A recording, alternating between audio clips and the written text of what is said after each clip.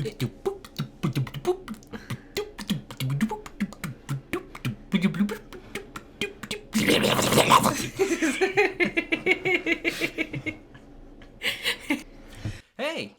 If you like this content, please subscribe. You can leave a comment. Like it. We're also on Anchor. We're on Anchor. Both of our podcasts are on Anchor. So if you're on the go and you want to listen instead of having to watch YouTube, you can find us there. It also works on Spotify as well. Yep. Thank you.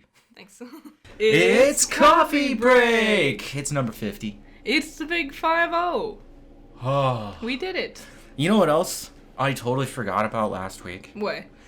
It's been a year of Coffee Break. Yes. That happened a couple weeks ago, I think. Actually. Maybe it started in August. I think it was August. I don't remember I missed its birthday. The anniversary, guys. Sometime. Yep. Over a year of doing Coffee Break. Woo. I didn't think I'd be doing a podcast for a year. Yeah? So when you started the podcast, your plans was like... 10 episodes and quit.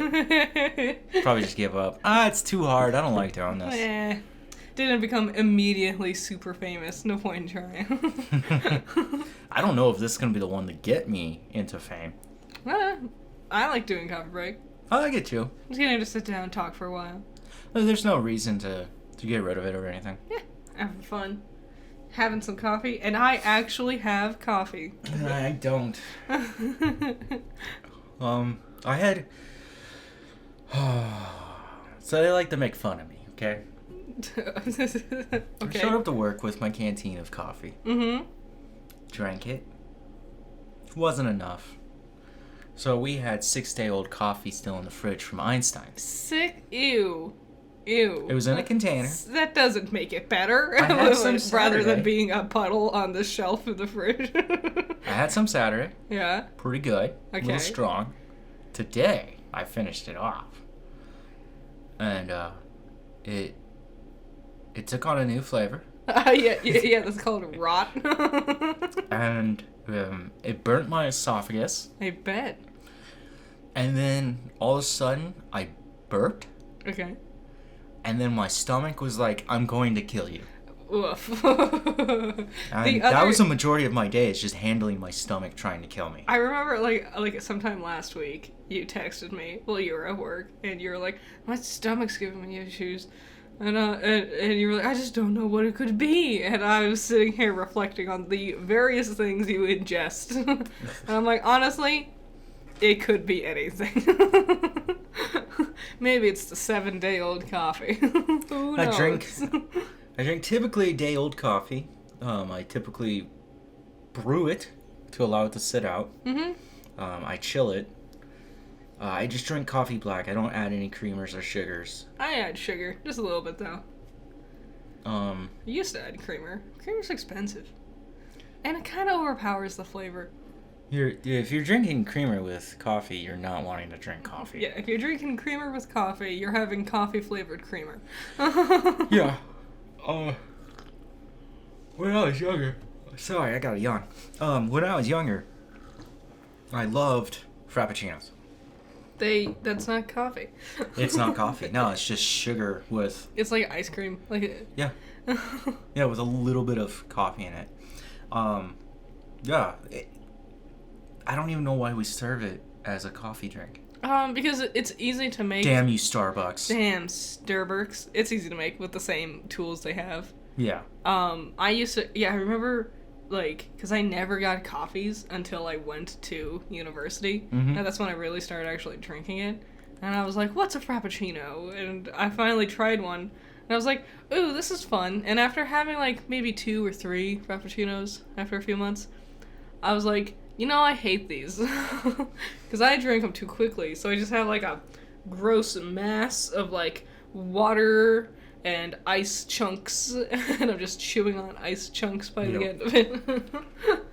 My favorite was, and I haven't had one in years, but if I had the opportunity, sea salt and caramel. That sounds like a lovely combo. It's very sugary. Yes. Believe it or not. I bet. Even with the salt. Yeah. God, I remember one time So there was this one bitch who worked at one of the Starbucks on campus. We just called them baristas. No, this one was a bitch. She was like 100 years old and didn't know how to make any, like... It literally just said everyone who works at Starbucks is a bitch. It's a joke. Calm down. So Allison, many of you know of Allison. She went... It was every interaction she had with this person. So Allison ordered a hot drink, and the barista handed it to her without a lid, which you're not supposed to do. She, like, just didn't give Allison the lid, and Allison had to be like, can I get one? And then she handed Allison, like, 7. Like, she didn't know what the lids were for or something. And then at another point in time, Allison ordered, like, a salted caramel drink. And Allison sat there and she watched as this woman looked confused, made a regular, like, caramel macchiato, stared at it for a second, grabbed salt, and then just shook salt on top of the caramel macchiato. Which is not how that's supposed to be made. And Allison, like, told the managers, because she's like, I don't know if this woman knows how to make these, but she's doing it wrong. And then she got fired instantly. Damn, that sucks. Eventually I grew up into liking coffee. Mm-hmm. But before I got into this weird phase of my coffee drinking, which I know I'm very strange about. What, liking it black? That's not too strange. No. It's the not having cream or not having sugar, waiting a whole day before I drink it. Yeah, that's pretty average. Lots of people do that one. No, I'm the weirdo. Sure. The Keurigs were really nice, and I loved having that Keurig until it died. Yes. We told this story in an earlier episode, but going back to a Mr. Coffee and just having a coffee pot, yeah, I like it. I like having a gallon of coffee ready for me. Yes, because the thing is, if you're not drinking tons of coffee, having a Keurig where you can just make yourself a cup and then you're done is very convenient. I think it's convenient in a workplace, not when you're consuming coffee. Like a maniac. I worked at an establishment. It was a Walmart. I'll just tell it. And there was one time I was occupied with an establishment. I was going to be coy about it, but I was like, fuck it. I don't really Yonder care. years. I've mentioned working there before somewhere. Everyone's got shit jobs. I worked at a Subway. But I was working at the Walmart and had a shitty, not even a Mr. Coffee. It was like a worse brand than that. Probably a Walmart brand coffee pot. And then it was like Thanksgiving or something, or Christmas. I came in, and to, like, celebrate, they had a Keurig in there. And I was like, this is the best thing ever. And I drank way too much coffee, and it was the best. And then 2 days later, they took the Keurig back out. And that's when I sat there and I was like, yeah, I think I should quit. I'm done. Final straw that broke the camel's back. It wasn't just the lack of coffee that made me quit. There was more. So, in high school, I got into black coffee, and it was to stay up later. Mm-hmm. And I would get a venti. I would go to Starbucks. I went to Starbucks very often. Venti, is that the normal size? That's a 20 ounce. So, it's their largest size, unless you're at a special Starbucks that gives Trentos. Oh, okay. Yeah, you gotta know Starbucks size. I'm grande. And I only know Starbucks very well because my mom is a gold card membership leader. People don't know about this system. Yeah. Like, I went to your house and, like, all of your mugs is just those, like, Starbucks mugs with, like, places on them. Yeah. And I was like, oh, okay. Alright. Anyways, there's special rewards cards, and only certain people have them. And the more you buy Starbucks, the more you go up in rewards. Mm-hmm. And last time I had checked, because I don't talk to my family much anymore, but she was a gold, and she was trying to get to platinum, which is the highest level. Yeah, that's too much coffee. You have your own special card just for Starbucks. The thing is, very expensive. Like, it is. One drink, like one grande caramel macchiato, which was my usual, that's like $6 to $7. Mm-hmm. You can spend that much to buy an entire can of coffee grounds. Yeah. And, like, the coffee filters. Well, that's what I really wanted to get to. Mm-hmm. Is that This episode's actually dedicated to trashing Starbucks Oh yeah. and saying America runs on Dunkin'. I've been to Dunkin' several times. I'm kidding. Dunkin's got its issues also. Fake donuts. Bad coffee, I'll be honest. Horrible. It's like water. Breakfast food. Yes. But they both have shitty breakfast foods. Yes. You know what? There's a soft spot in my heart for Starbucks' sausage and egg sandwich that they have. I thought you were just gonna say they have sausages. I was Yeah. like, no. No, the sausage egg sandwich. I'm not eating that. But they run out very quickly, and sometimes they are bad. You have to find like there was one that had really good ones somewhere. I don't even remember which one it was anymore. Okay. I've got two things I never finished. High school, I'd get a venti and I'd do double shots of espresso. That will mess you up really quick. Oh no! Oh yeah, I would become super hyper. Is that why you had when we started dating? I had an espresso machine. You had this. No, that you was had my... a closet full of random bullshit that you definitely did not need to bring with you. You had like a and that wasn't even all buzzsaw. my. That wasn't even all my stuff. I know. I just remember sitting there being like, why did he bring this? Why didn't he even bring like half of my things that I actually needed? And you brought an espresso maker? It was weird when oh my god, I keep yawning. It's one of those days. It's been a long day. My go-to drink for energy as a high schooler was Rockstars. I really liked the red and black ones. Mm-hmm. I called them Shadow the Hedgehog flavor. Yeah. Fun fact, like every flavor of Rockstar looks like a Sonic character. So that's a really easy way to describe what flavor you want. Oh, give me the Silver the Hedgehog one. Oh, can you give me the Tails one? You're a massive nerd. I like Sonic. We watched Sonic. I like Sonic. Yeah, we watched Sonic the Hedgehog too. Cool, let's just get right into it and stop talking about coffee. Didn't you have another thing you wanted to Yeah, say? god damn it. Do you not remember what it was? Happy 50th episode. No, it's Dunkin'. So I get iced coffee. That's something that I like. Obviously, that's why I let it sit out for a day. Mm-hmm. By sit out, we mean in the fridge. It's not like on the countertop. It goes in the fridge. But the fridge is unplugged and it's sitting outside.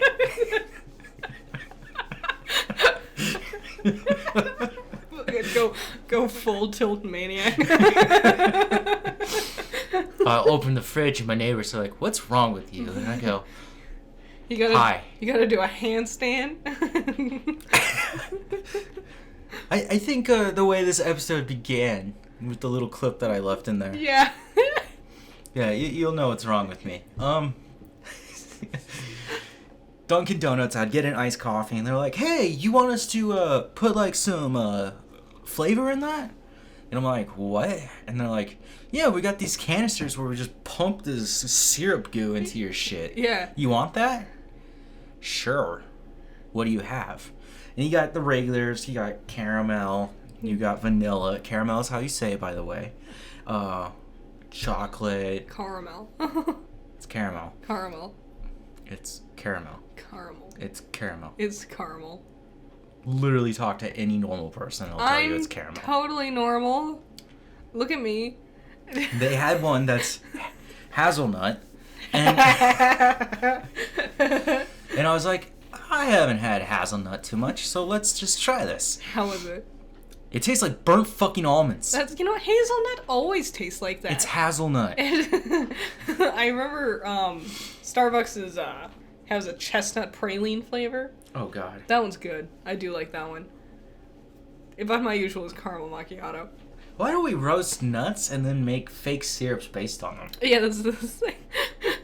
You're not even getting any actual nut flavor. It's all syrup. Where'd the logic go? And then they just throw a sweaty fistful of some nuts on top of your beverage so you can go, look so pretty. Well, it's so dumb. It's like my favorite ice cream, pistachio. Yeah. What's the actual flavor of the fucking ice cream? It's not pistachio. It's almond. It is. Why do you call it pistachio? Yes, and And you put little bits of pistachio in there, and it doesn't change it. And you know what's crazy? There's also just almond ice cream. Like that's another flavor. I know. The only you're paying for like minty green food coloring at that point. I just love it. I'm sorry. It is very good. My next one would be Spumoni. Latte. Spumoni is... How do I describe Spumoni compared to Neapolitan? Neapolitan is like the shitty, For children? poor man's version of Spumoni. If you guys don't know the difference, Spumoni and Neapolitan are both ice creams, but they're 3 different ice creams put together. Yes. Where you have the black, the red, and the green. No. Black, red, and white. That's Neapolitan. Yes. Right? And so Neapolitan, I would say, is the poor people's Spumoni. It's vanilla, chocolate, and strawberry, I believe. And it's those really shitty ones. It's the ones like, and I was literally thinking about this. It's the chocolate and vanilla that you get in the large tubs that they dish out at kids' parties. Yeah. And the strawberry, where it doesn't even have pieces of strawberry in it. It's just that it's jelly like shit. Goo, yeah. And honestly, let's be real with ourselves. You scoop that shit out, and as a kid, you're trying to like dig around to save the chocolate for last. All 3 flavors tasted the same, like freezer burn. Yep. It could have been fresh off the tub, like the new scoop, and it still all just tastes like freezer burn. Yep. Well, Spumoni is a Italian classic. Mm-hmm. That should tell you already that you're walking into a different zone of higher caliber. Authentical. And it's chocolate, but a real rich chocolate. It's cherry ice cream, not strawberry. Cherry already better. And instead of fucking vanilla, we got pistachio. Mm-hmm. And those 3 together, amazing. they go really well together. It's actually really hard to find Spumoni in the stores. It is, and it's usually a bit pricey. Usually it only comes from like the higher end ice cream dealers. Drug dealers. Makers. Holding out ice cream tubs. You want a Wonka? I don't know if I have a favorite flavor of ice cream. I tend to just like things that have like chunks in it, like the Reese's chunk or a peanut butter chunk. Dude. I guess Moose Tracks. Moose Tracks I've had too much. I can't do it. But God, it's death by chocolate. Oof, too much chocolate. It's too much chocolate. I love it when I have the brownie bits in it. Which is funny. I will not eat sugar. What? But then... No, you don't. I really don't eat sugar. Nah. But then, when it comes to sugar, I go all the way in. Yeah. I'm not just I'll just have the sugar-free one. No. We need death by chocolate. Give me the fudge, the brownies, the chocolate chips, goo. the little weird shell shit that's in it. That's some good shell shit. When that happens, oh, yes, man. that's like usually like a. They what is that? The Reese's peanut butter cup ice cream. Mm-hmm. All of those, all the ice creams that are based on candy bars. Yes. Really good. I hate Butterfingers. I hate them. They're not great. And yes, well named. And I hate the wafer. But when you put that in ice cream, it's my favorite. Yes. It's like a long lost friend.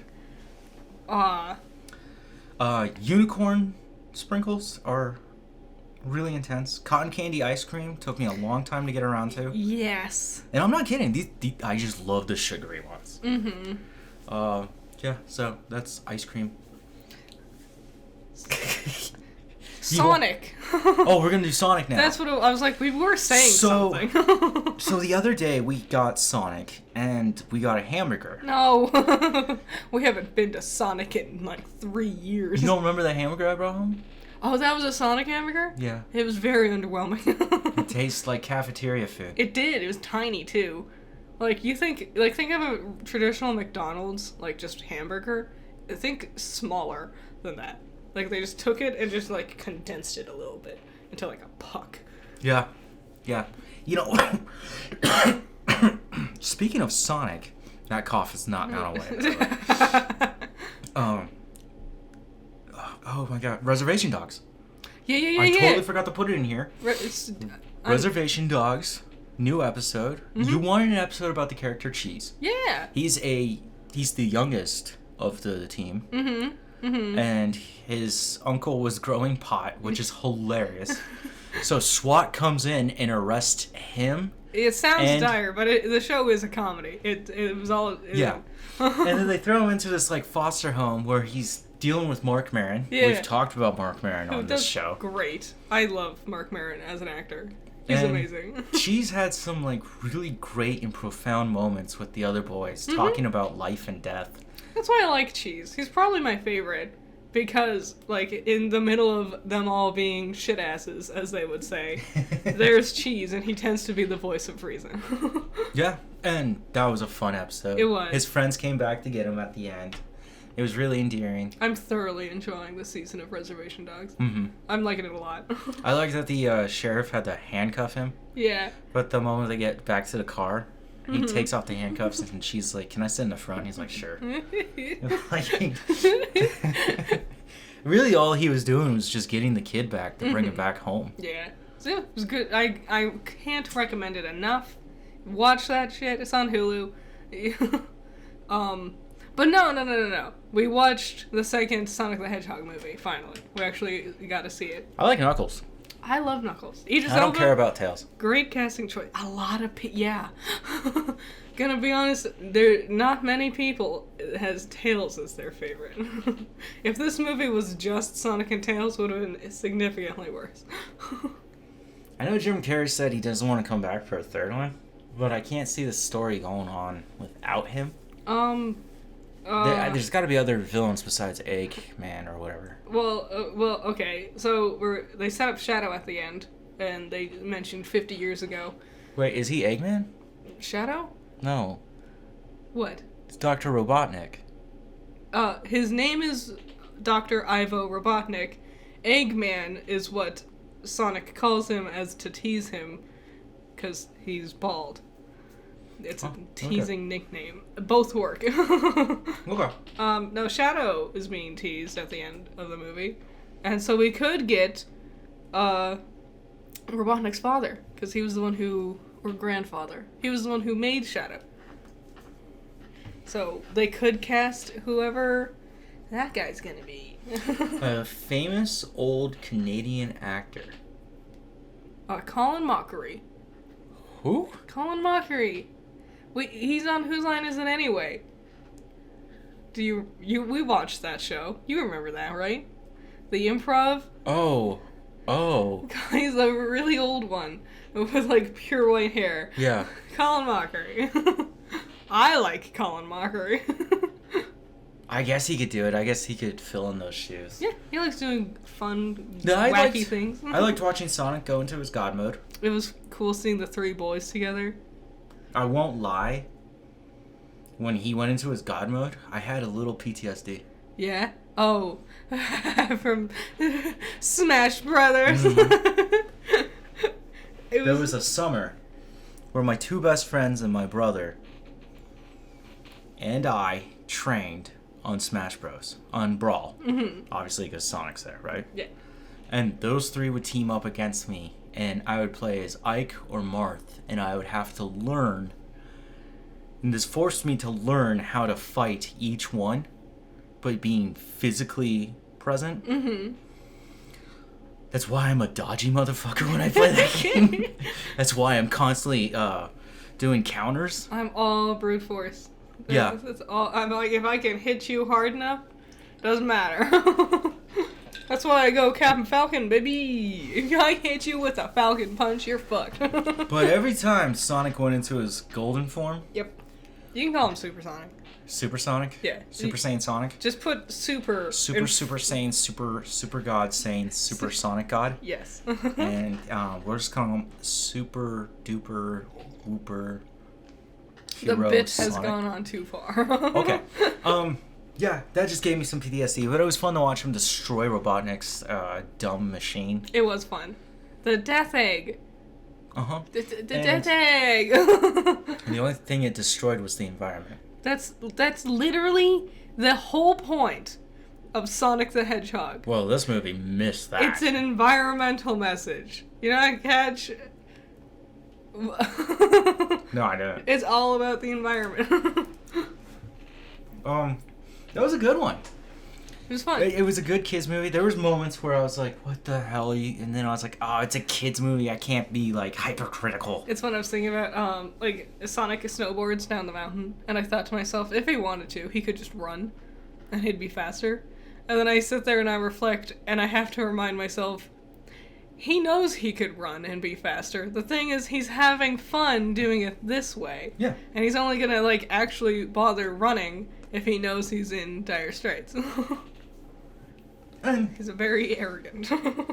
he's just a kid. Yeah. It's also a really cute message of him and his dad. Yeah. And how, like at the end, he has his friends. Mm-hmm. And his dad's happy for him. Little family. Very sweet. Very funny. Knuckles is very funny. Yes. I like the way he was holding the bat. Yeah. It was backwards. Yeah. Okay, so we watched Sonic, and I gave that probably an 8 out of 10. I agree with what most people said, which was, it was great, except the humans. They were boring. Want to go back to the goofy rainbow-colored animals running around fighting robots. So I understood the point of Gunn and introducing them. I understood I was blown away. James Marsden's character. Uh-huh. I can't remember his name. And his wife. Because they were established in the first movie. Mm-hmm. What is happening?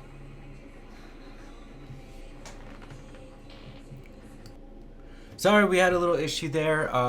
The Emmys are going on right now. Yeah. I had left the window open and paused it. I guess too much time had passed and they just started playing. So I want to congratulate Ted Lasso for winning another Emmy. Yay! Yeah, we're going to get into the Emmys really quick here. There's not much I can say because they're happening while I'm recording this. Yeah, so, you know, and honestly, I'm only mildly interested in the Emmys. I just want to see how some of my shows do. Yeah. I know Secession got one already. What a surprise. One of the best shows ever made. Actually, he's one of my favorite characters, so I'm glad that he got one. Which one? The main Tom? guy? Tom marries into the family. Oh, yeah, that guy. Nice. He kind of looks like John Hamm, but he's a better actor. That's a low bar. Which is weird. I don't hate John Hamm. I just don't think he's a great actor. He's not. He's fine. Like, no wonder he's doing progressive commercials. Yeah, that's kind of sad, isn't it? What were we saying? So, okay, One Piece has finished filming. Yeah, I am stupidly excited for this. There is no release date. They still have to go through the editing process. As I was reading about them wrapping, which there's nothing really more to say. Yeah. But IGN gave some thoughts. Like what? And they were talking about basically don't lose hope in this live action adaptation because One Piece is really large and they could go almost anywhere with it. Yes. It doesn't have to be a remake or recreation of the original manga. Yeah. It's right? A very, very big story. Nor the anime. Mm-hmm. But they also wanted to point out, because of all that, if we go back and look at Death Note, Cowboy Bebop, Ghost in a Shell. Yes. Americans have struggled to do any adaptation of a Japanese anime or manga. Yes. So there's some hesitation. I understand it. I'm a little worried. I like Monkey D. Luffy. The actor playing Monkey D. Luffy. He's got the attitude. Perfect. Like, literally perfect. He's even got slightly large hands that are very noticeable, which would be helpful if you're Luffy. And we're going to find out. I just don't know the release date. I'm just glad it's finally over. I saw that they put a lot of work into it. Mm-hmm. They had a lot of fun. I'm excited. I can't wait to see a trailer. I usually try to hold off any critical thoughts on it until I see a trailer. So, but I'm hopeful. I have hope for this one. Yes. Now, Netflix has the exclusive rights to one of the greatest films ever made. Oh boy, the meme machine itself. Spent my Saturday just gushing over how great this phenomenal. It's so epic. You wouldn't believe it. It deserves at least 17 more sequels. Yeah. And I am talking about the one and only Jared Leto's Morbius. It's Morbin time. We're joking, by the way. It's bad. I want my 2 fucking hours back. It's very, very bad. It's boring. I want to point out a lot of things. And for you film fans, this is a great movie to watch to realize what the fuck not to do. It just For superhero fans, I am so sorry that Sony tried to rape us like this. It's so wandering. It's all over the place. Like, there's no real goal other than be a vampire. If you haven't seen the movie, or you have, I don't care about spoilers, because honestly, save your time. I can't believe Sony thought they could re-release it in theaters a second time, and meme power alone was gonna save it. No. No. He never even actually says it's Morbin time. There's a point where Matt Smith was trying his hardest to be a good actor, and realized this was such shit he gave up. Yes, you can tell. You notice the scenes where he's given up. Yeah, because you can tell in the beginning when he's like doing actual dialogue and he's acting. Yeah.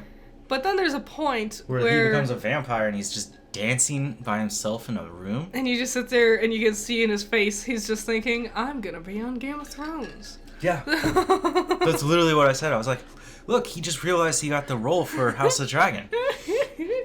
Man, no, Jared Leto. You go ahead. There's this sequence, and I'm going to explain it really quick.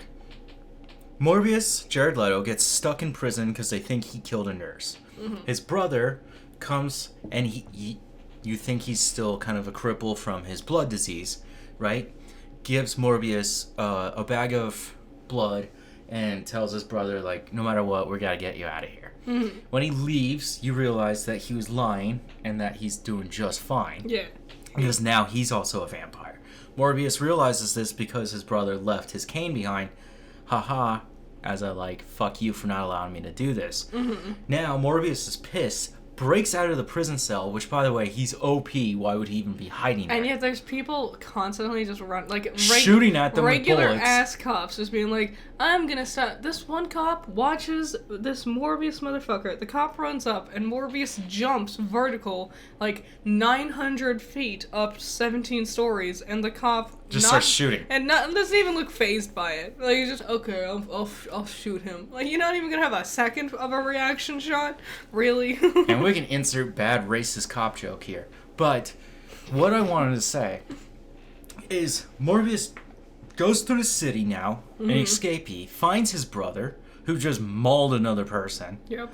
They fight, which isn't much of a fight, but they're like chasing each other and they're doing their weird vampire thing. Because it's like, there's a moment where they're in slow motion for no reason at all. Yeah, they do that a lot, where there'll just be, and inexplicably, a spot of slow-mo. Yeah. Because we think this random shot to interrupt the flow of the action looks good enough to show you it in slow motion. Just kills all the momentum. Yeah, and then,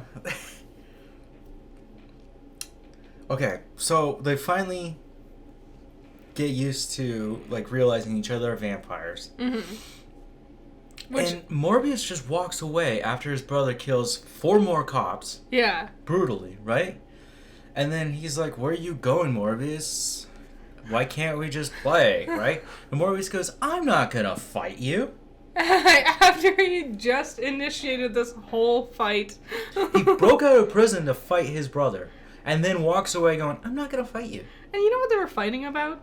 It's dumb. It's Morbius is like, he's upset that his brother cured himself with the same cure that he took. He's like, I regret being a vampire. I don't want to do this. So you know what you do in a situation like that? You kill your brother. That's the point of the damn movie. Well, the thing is, like, I don't want to do this. I don't like being a vampire. And then Milo's like, I love being a vampire.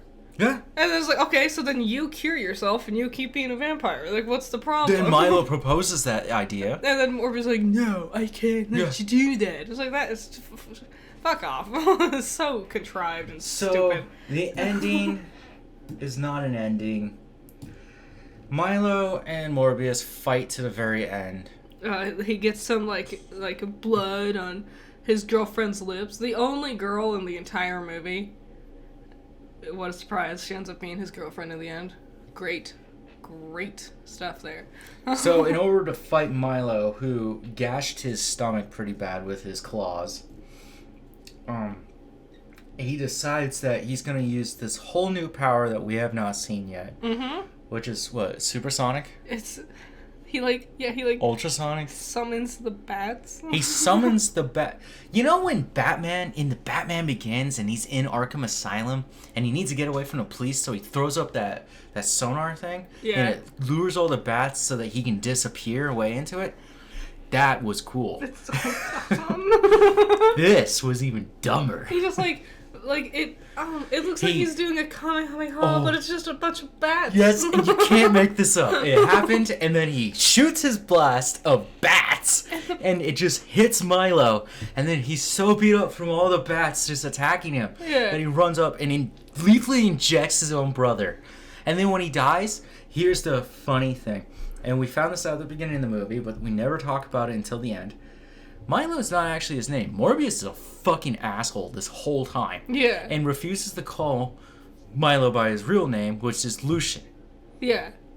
And finally, after he kills him, right? It's like, he feels remorse. Oh, I'm sorry. You wanted to keep living as a vampire, but now you don't get to live as a vampire, and I do. So he even though I didn't takes want the bats, flies out of the sewers. The police are just staring at this chaos of bat CGI bullshit. It's so much bat CGI. There's got to be so much guano everywhere. God. Right? And then you see Morbius like flying, like he's like, yeah, I'm angry. And movie. Yeah. End of movie. Movie end. No conclusion. There's a single shot of his girlfriend opening her eyes, and they're red now. Ah! It's so dumb. So then, the best part of this movie, which is hard to even say, is we watch 2 end credit scenes. Yeah, because we gotta do that now. This movie's already 2 hours too long, right? And now we watch the New York sky rip open with this blue light, which is Doctor Strange from Spider-Man No Way Home. I'm so not looking forward to the strange spell being the excuse for so much dumb bullshit in Marvel movies. And now Adrian Toomes, the Michael Keaton's character, which, by the way, congratulations to Michael Keaton for winning Best Actor in a Limited Series for Dope Stick. Oh, nice. Yes, he did. Congratulations. And that happened tonight. Nice. And congratulations for being a Batman that I'll never see in Batgirl. Mm-hmm. Congrats. I'm not dead on the inside. So he shows up in Morbius's world, which is also Venom's world. And then more credits. And then Morbius is just in a car.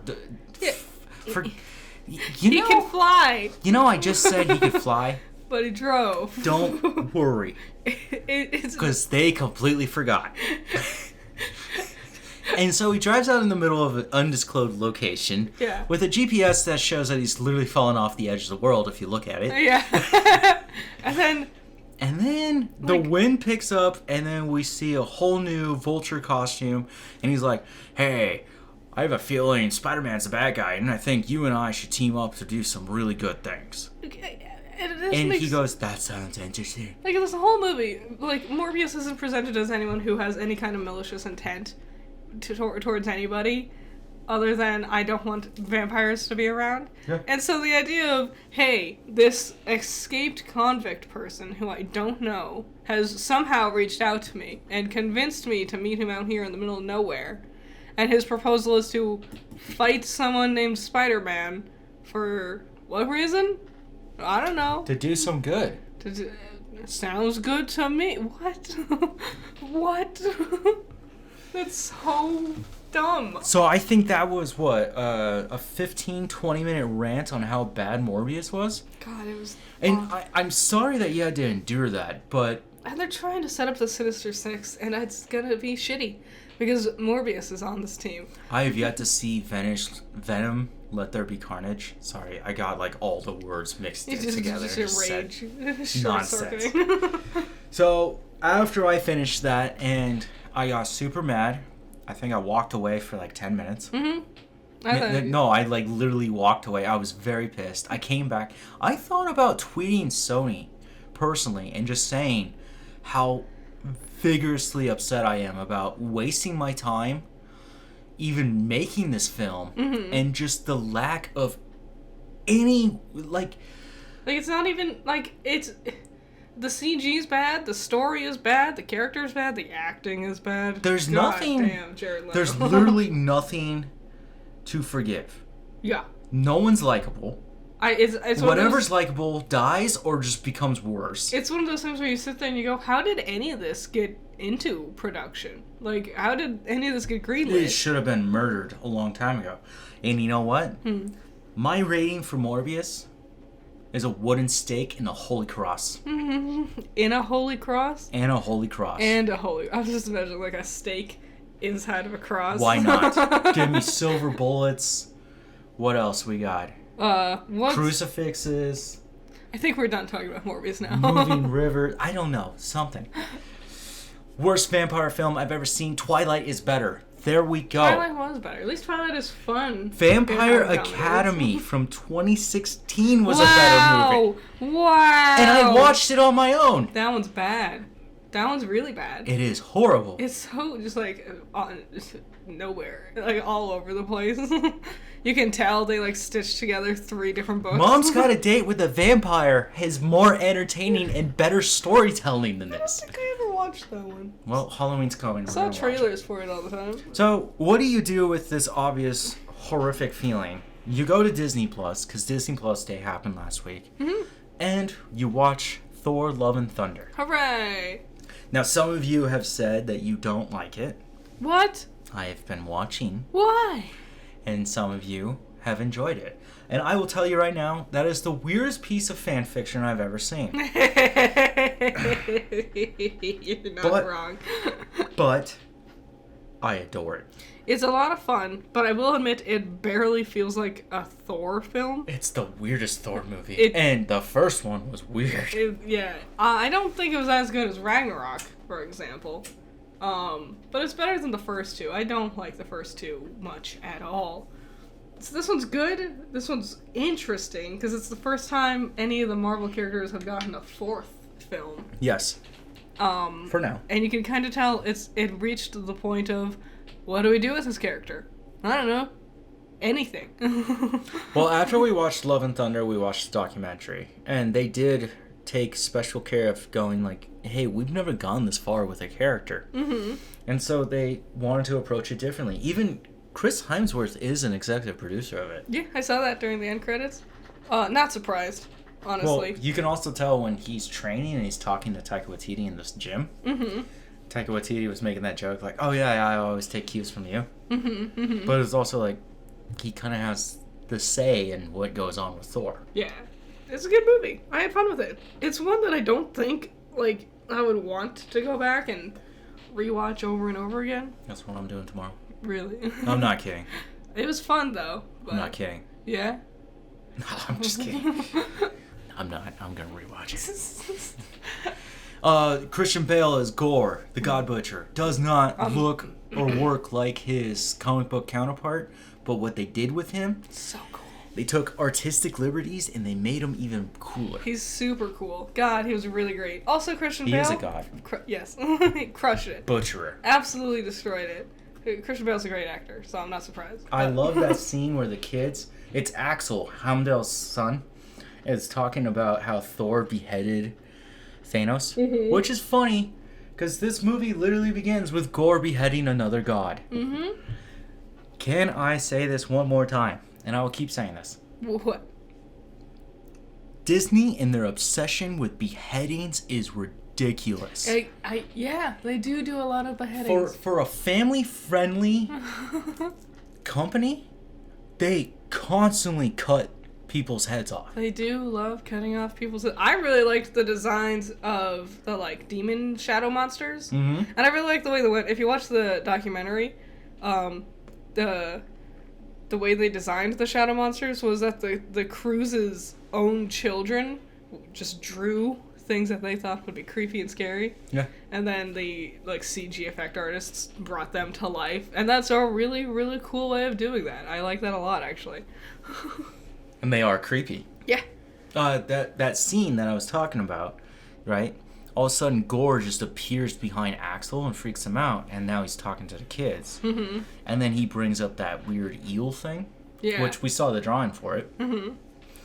And he goes, yeah, thing about beheading, and then just snaps its neck and rips its head off. Yeah. And just throws it at a fucking... Well, he throws it at the wall, it doesn't go through it, and then it just falls onto a kid.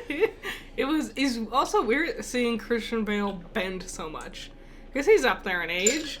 He's like in his 60s or something. And he's still just like lurching around, being all bendy and shit. I'm not done with Morbius. What? There's a scene where Matt Smith is on the edge of a building. Mm-hmm. Oh, yeah, this. And it bothered me because he's sitting on it, but his legs are out. And he's got his hands between his thighs. Yeah. So they're on the building, right? Yeah. And he's just waiting for something, and then he drops down. And I was like, why would you do that? Wouldn't you be crouched? Yeah, more like a gargoyle rather than a teen ready to Like, jump an old woman. Classic Spider-Man pose. Yeah. You know? Batman. Something that I got hung up on is something... But Christian Bale as Gore, there's a scene where he actually is crouching like that. Yeah. And I was just like, there you go. Better movie, better actors. A thing with Morbius... Better story. The thing with Morbius is, with Matt Stone's character, he, like, dressed into the nines, super... Smith. What did I call him? Stone. Matt Smith... No, I don't... Milo. He's dressed to the nines, super fancy, like, super expensive, nice suit. Are you gonna talk about his shitty fucking shoes? And then his shoes are just these, like, old, beat-up, like, sneakers. And I'm like, why do Brits do this? Because it's not a thing just to Morbius, but you would expect a movie to do more with that. But that's a thing that I've noticed, that British people just, like, will have just the nicest clothes and then just the rattiest old shoes. It's weird, isn't it? It is weird. Them across the pond and whatnot. So, yeah, Love and Thunder was awesome. The ending and why the movie's called that Beautiful and sad. got me. Yeah. Not in a weird way where I cried. I was like, oh, that's a weird direction to take this. Mm-hmm. And that Thor adopts Gore's daughter, Yeah. Love, and they become known as Love and Thunder, and he's a dad, and he goes off to distant planets. And, well, I think at the beginning they said it most clearly. He's not the god of thunder, he's the god of destruction. Yes. It's an interesting direction to take Thor. During the documentary, Chris Hemsworth talked a lot about how he's not sure if he's going to want to do another one. And I don't blame him. They're all getting old. Being the same character for over 10 years, it's got to be boring. It's got to be a lot of... Like, I mean, he works on his body, then he's got to get into those stupid suits. Yep. And he saw his costumes don't even look the way he looks in the movie. Mm-hmm. Like, his cape is, like, cut in half so he doesn't have to deal with the rest of that. Yep. So somebody has to come in and CGI all that. God. That's... Taika Waititi doesn't want to come back. Oh, really? Mm-hmm. Yeah. Well, he's off doing his own adventures now. All right, he's got so much to do. I thought it was crazy that he directed this one again. Mm-hmm. In the middle of Reservation Dogs, What We Do in the Shadows, Our Flag Means Death. Yeah. Now that Where he's not only a producer, he's an actor. He's working on season 2 right now. Yeah. You know?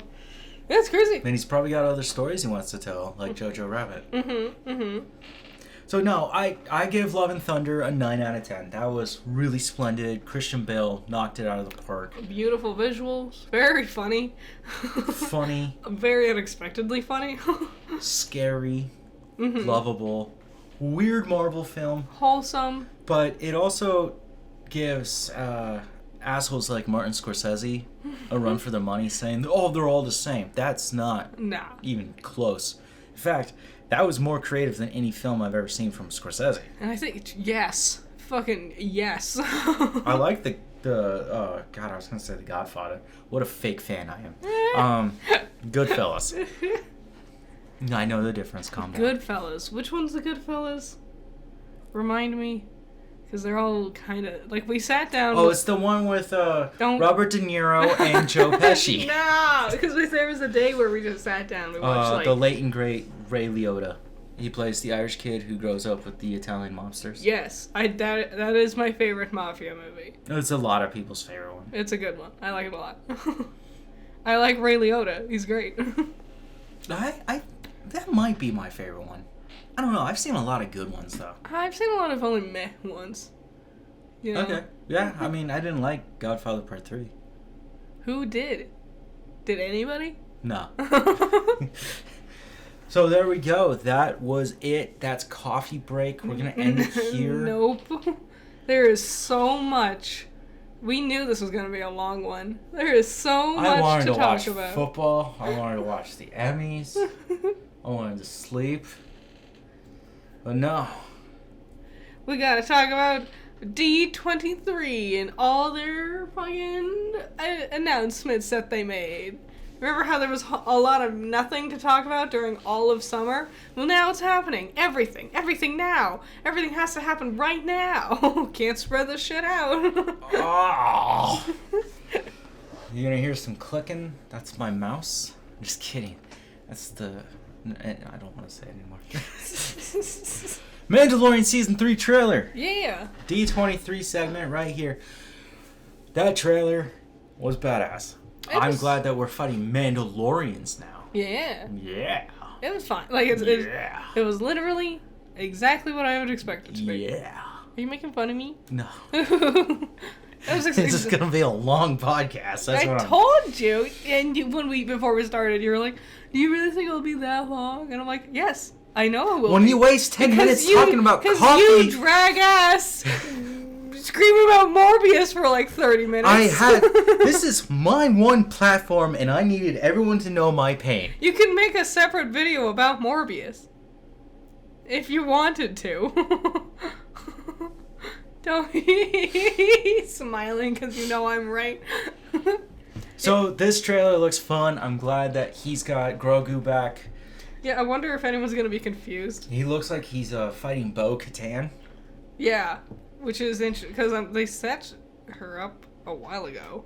In Season 2. Yeah. So yeah, it's going to be fun. It's Mandalorian. I think she's played by she's the same actress who voice acts her. Nice. Cool. Yeah, no, it looks cool. There was one thing I noticed. Those weird monkey things in the trees. Mm-hmm. Real Muppety. Well, obviously. Yeah. What? Oh, God. What's his name? Jabba. Jabba the Hutt. I don't know why I just rolled it like that. What about Jabba? He had one of those, like, with him. Oh, really? Yeah. Don't remember that. They remind me of Labyrinth's... what are they called? The Fire Gang? Yep. I love the Fire Gang. Where they pop their heads off. Anyways, these don't. But I thought it was creepy to see like 6 or 7 of them in a tree. I would just burn the hell out of that tree really quick. It wouldn't have any effect on the Fire Gang. Good thing we're not in that universe. Oh, man. And then there was a moment where I can't remember this little alien's name, but he works on droids. This little gremlin-y looking guy. And he looks a little different, but he is in episode 9. So we get another character from episode 9 coming back. I'm mostly... Which, I'm just kidding. This is the only character to come back from that shit fucking film. I'm mostly happy that we get to see his mechanic again. She's fun. Mm-hmm. I like her a lot. I'm glad she has appeared in every season so far, including Boba Fett. It's also, it's a sequel to Book of Boba Fett. Yeah. There are some things going on. I forgot about his cool new ship, which is based on... It's an old Naboo ship. Yeah. He's got the little, like, spawn on the top where Grogu can sit in it. Cute stuff. Really cute. The final shot of him, like, at the helm, and, like, he grabs his, like, steering wheel or whatever, and then he also, like, has Grogu on his hand while he's doing it. Cute. Yeah. Mando and Grogu are cute. It is a loving dynamic. So I'm glad that we're gonna do more Mandalorians, because shit, that's what the show's called. Mm-hmm. And I felt like last season, Season 2, and Book of Boba Fett, almost nearly forgot about that. Yes. We got way too much Jedi shit going on. I'm wondering how many seasons Mandalorian's gonna get. Because I don't know what more we can do, honestly. Do you know how many seasons there's supposed to be? How many? 2. Well, here we go. Into the great unknown. The ending of 2 was actually supposed to be that Moff Gideon kills Mando. Yeah. And Luke takes... he defeats Moff Gideon. And takes Grogu with him. But because everyone loves Mando... Yeah. They decided to do another season. Pedro Pascal. 10 out of 10. It's going to be fun. That's next year. We got another new trailer for a new Marvel thing. Yeah. Called Secret Invasion. It looks very paint by numbers for Marvel. So I'm very excited for this. I'm ready to see the Kree and the Skrull begin their fight, which should take over phases 7, 8, and 9. This will be a long battle. 7, 8, and... In fact, this might be... It is the 6th Avenger film. Oh, God. Where it's called Secret Wars. The only thing I care about is Don Cheadle. That was cool. Maria Hill, Robin from... Nope. Just Don Cheadle. Okay. It was cool seeing Maria again. Martin Freeman's character. I can't remember his name, but he's in there. Ross, yep. Agent Ross. Yep. And Nick Fury. This is gonna be a fun one.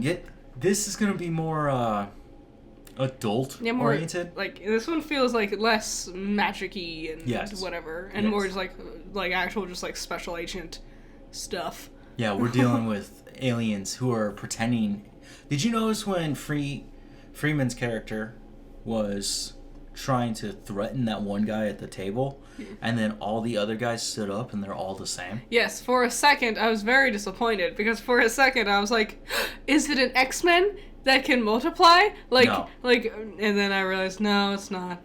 And I was very disappointed. And that's the problem. These aliens are coming down and they're shape-shifting into people. Yeah. They will also shape-shift into superheroes, and they will eventually start taking their powers too. This is going to be really interesting. I want to see how this world's going to deal with it, because I know the rest of us comic book nerds who know about this have gotten used to this idea. I don't know, but it seems like so far in advance, but whatever. Average fan is just going to be like, what the hell is happening here?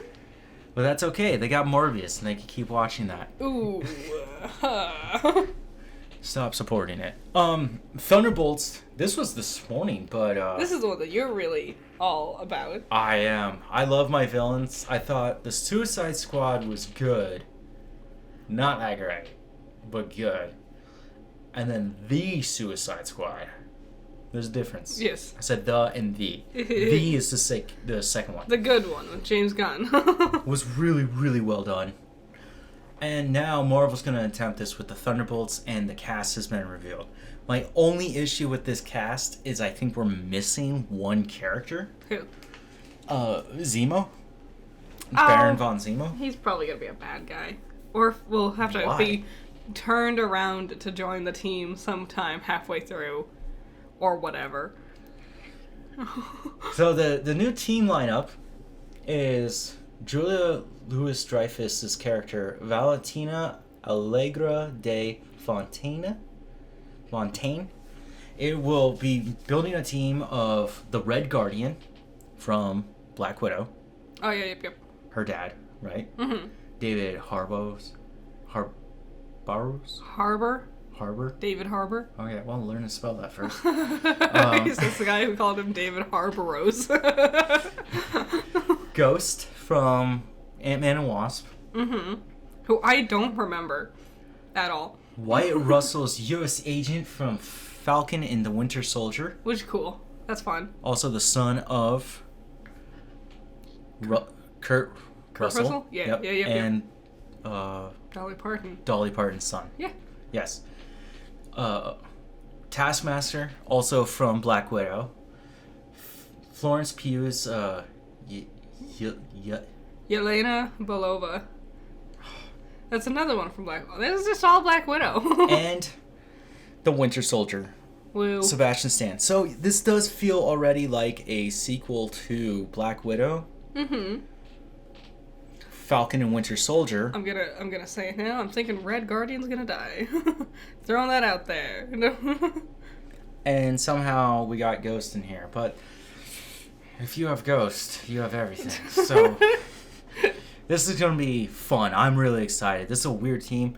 And I can't imagine Winter Soldier and U.S. Agent getting along very well. Yeah. Especially since they just tried to murder each other. Just a little bit. Just a little weird. Yeah. Loki got its season 2 look. Yep. What? What are you reading? You look confused.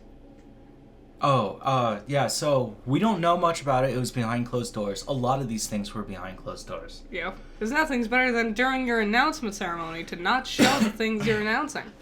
Great shit. Yeah. Daredevil Born Again was talked about.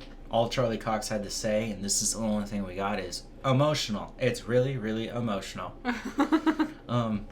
Andor has got a new teaser. I don't care about, like... It's right around the corner. It's just a couple weeks away. I get it. It's usually just rehashed things from the previous trailers and maybe, like, one new shot. Yeah. Marvel's... The Marvels. The Marvels. Which will be Miss Marvel, Captain Marvel... And Monica Rambeau! Woo! And Nick Fury. Oh. Which will be a prequel to... Secret Wars? Secret Wars? Will it? Secret Invasion. Secret Wars is the Avenger movie. I already hate it. It's going to pick up right where Miss Marvel ended. I don't support this one. I'm sorry. Yeah. It's because there's women in it. I like Monica Rambeau a lot. No, I like Monica and I like Kamala. Yeah. I just don't like Captain Marvel. No, she's really bland, which is a shame. It's the same thing. She was intended to be like Marvel's version of Superman, which they nailed because both characters are bland as toast. There was a new trailer for Wakanda Forever. Again, behind closed doors. And all we got was Queen Ramada saying to the UN, "The king is dead, the Black Panther is gone, we have lost the protector." So, we'll find out. Yeah. Indiana Jones. No. This is still... No. Another trailer behind closed doors, but we didn't get to see anything, because you gotta pay to get in, right? Captain America New World Order will bring back the leader. Who is the leader? He's Samuel Stearns. He was in... Do you want to do this? He was in... What is it? The Incredible Hulk? The Incredible Hulk. Yeah. He's the scientist who's trying to help Banner. I shouldn't have tried to take the lead. I don't remember the movie. I barely remember this guy. He's a weird, geeky character. The actor who played him, Tim Blake Nelson, will reappear as this guy. What happens is the experiment goes wrong, and he bumps and breaks his head open. Comic book movies. It'll happen. And one of his secret serums that he was building pours into that cut, in which, if you look up this character, he has a gigantic head. Yeah. And he's supposed to be all knowledgeable. And he will be fighting Sam. At the very least, it'll be Sam. The Falcon, the new Captain America. Yeah. So this is going to be interesting. Were you trying to remember Sam's last name? Yes. Is that what... I don't remember. Wilson? Sam Wilson, right? Yes.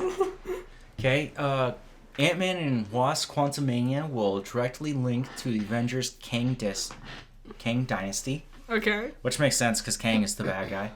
And we're going to get MODOK. What's MODOK? What is... Oh... Okay. Yeah, it's gonna get weird. We're gonna lose a lot of people here. We are. Like, you're losing me. Here's the fun one. This I did not think they were gonna do. This looks great.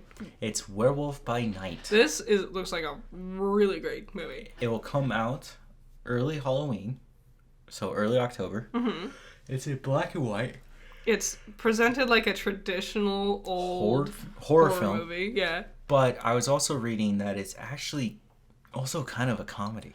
It's presented a bit like One Night Ultimate Werewolf, where it's like, who is the werewolf? And that's the fun of the mystery. It looks really cool. I'm actually super excited for this one. This should be a fun one. Avatar got new stuff, but I don't care because I don't support that. But Ahsoka got talked about, but they didn't say anything. They call it Dave Fillion's magnum opus, which is okay. All right, calm Way down. to be dramatic. The Bad Batch Season 2 is coming early January next year. Star Wars Tales of the Jedi, which is the animated show that I talked about featuring Ahsoka, Qui-Gon Jinn, and Count Dooku. Yeah. Will be coming to Disney Plus October 26th. So Count Dooku.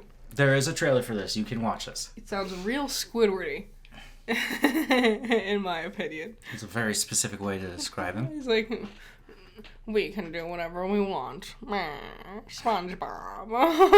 I noticed Ahsoka and Anakin were their same voice actors and done in the same animation from Clone Wars. Yeah. It looks like it's easy on the eyes. Well, you're already kind of used to it, right? And the True. Bad Batch is that same style. Mm-hmm. Echo got its first trailer, but we didn't get anything. Boo, I want to see that. It will, of course, star Daredevil and Kingpin, like we said. Mm-hmm. Ironheart got its first footage. Oh, really? Huh. Riri Williams, right?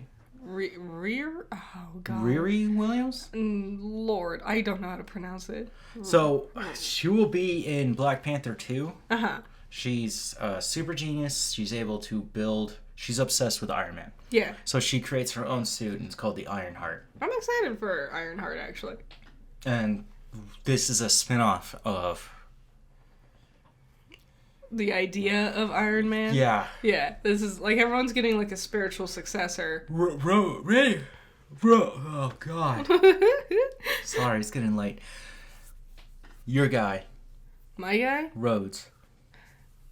Yeah. He's going to be in it. He's War gonna Machine? be... Yeah, War Machine's going to be training her. Nice. Yeah, more Don Cheadle. He will then have his own show, About fucking time. God. which is called Just showing up to, like, be Iron there. Wars. Alright. Who's he warring against? They're trying... More Krill stuff or whatever, I'm guessing? It's people trying to take the technology of Iron Man. Okay. And then the last thing was Willow. Yeah. So, the new Willow show, we got a new trailer. It looks really good. It does. And it's just, like, more good fantasy. You know? We got House of Dragon, Rings of Power, and now Willow's coming up soon. Yep. It's a good year for fantasy. Willow looks like just like the movie. Just like a much more plucky, lighthearted, yet still magically intense type of film. I'm excited. Me too. So guess what? We thought we were done, and then we realized there was like a whole other section of the more Disney stuff to announce. There is a third section of video games. Do we have to talk about the video games? I'm not going to talk about the video games. Splatoon came out. That's all anyone cares. That's not a Disney. And that's the end of it. No other video games happened. I'm not playing Splatoon. I'm too competitive.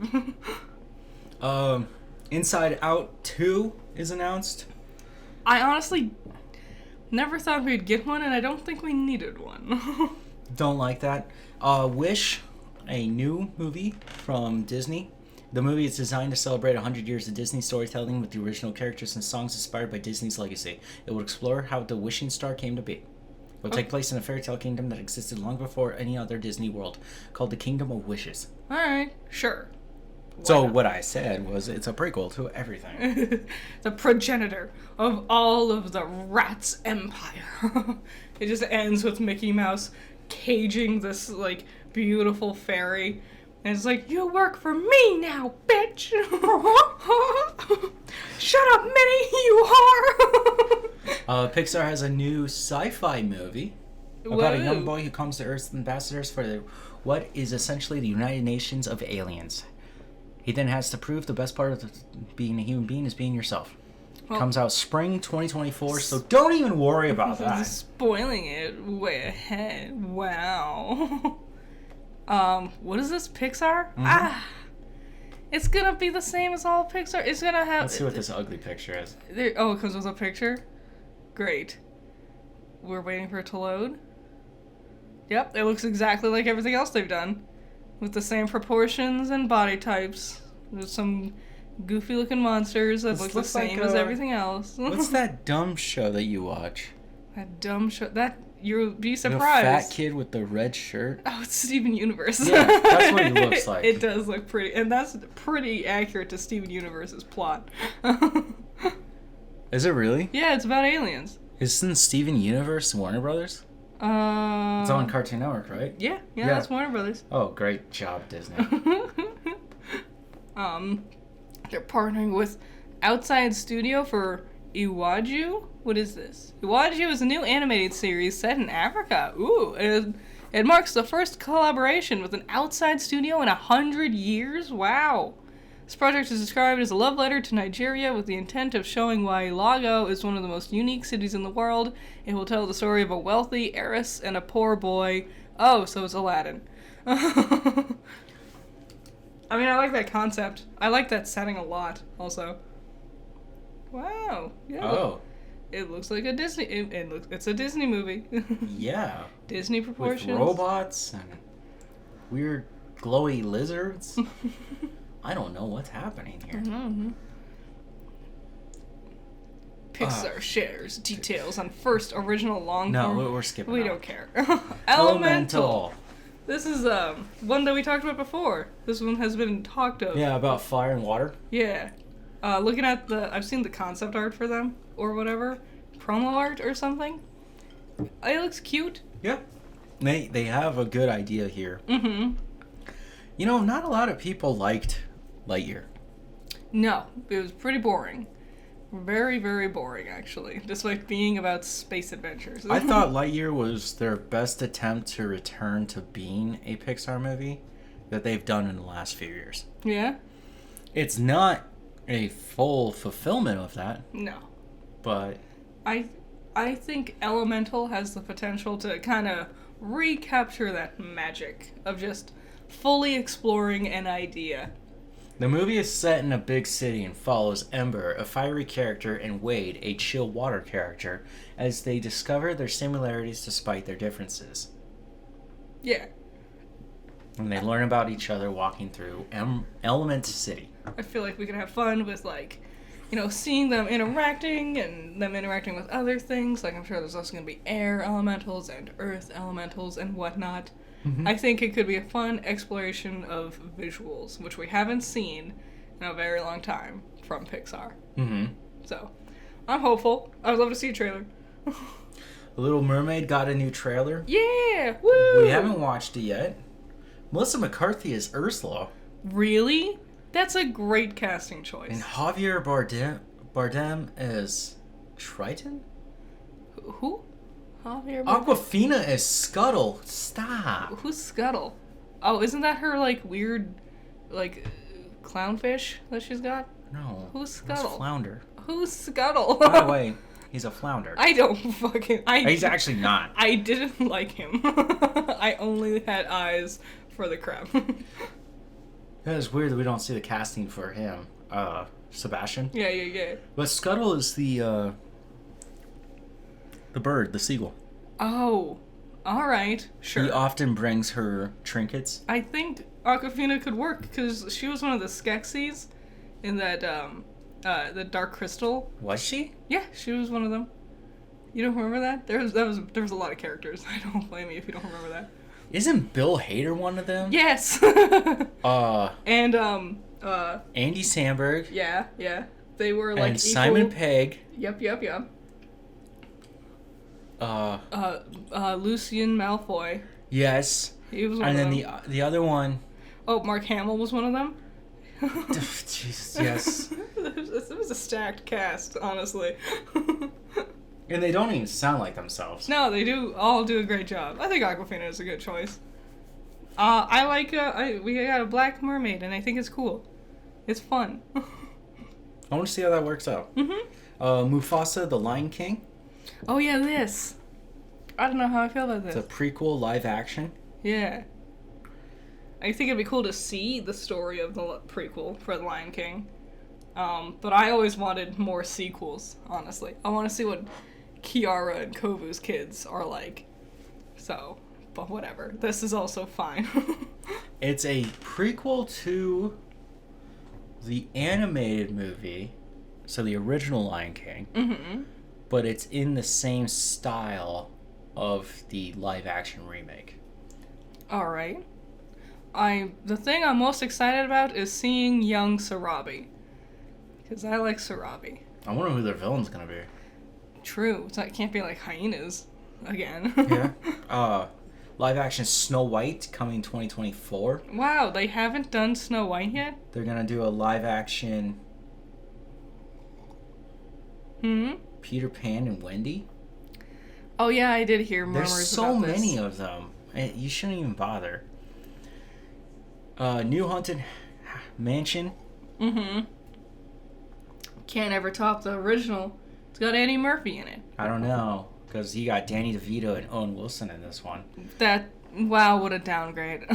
Winona Ryder and Dan Levy. I miss Eddie Murphy. I miss him already. He's pretty funny. I liked that movie. I thought it was fun.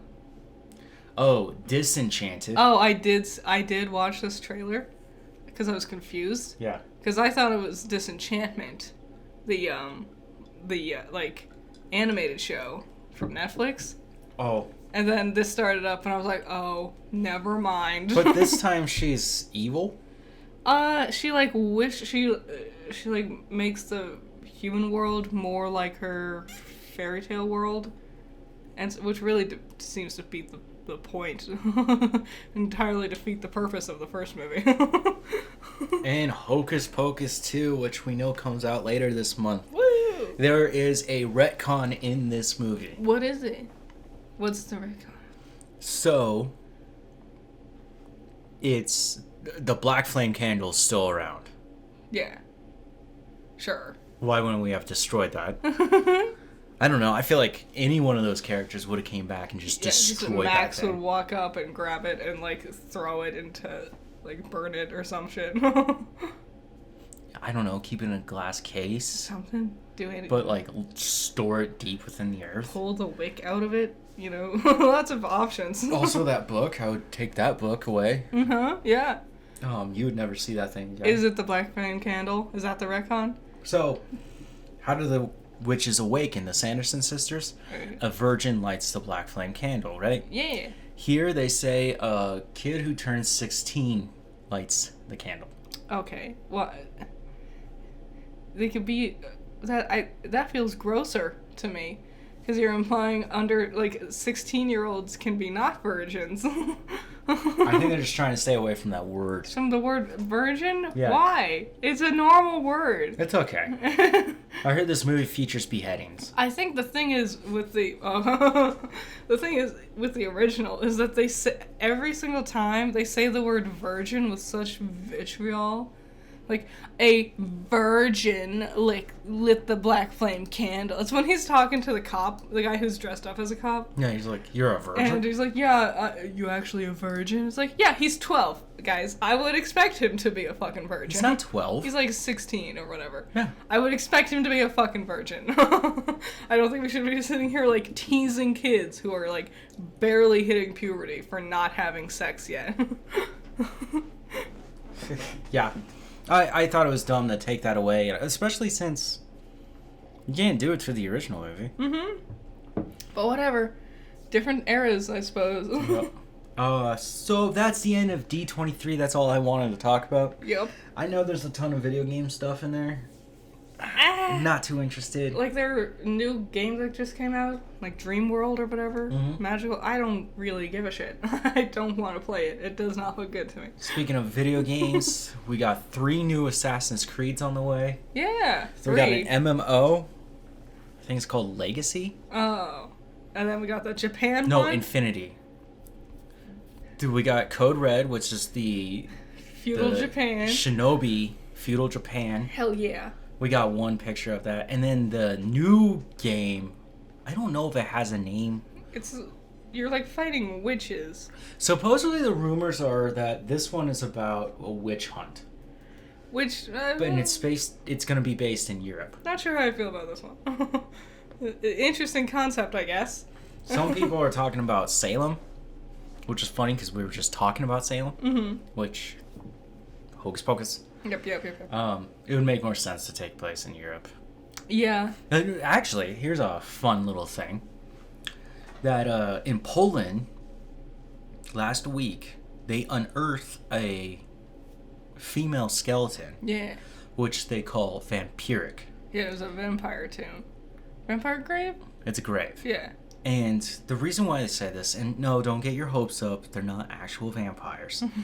This woman, when she died, they believed her to be a vampire or feared the idea of vampires.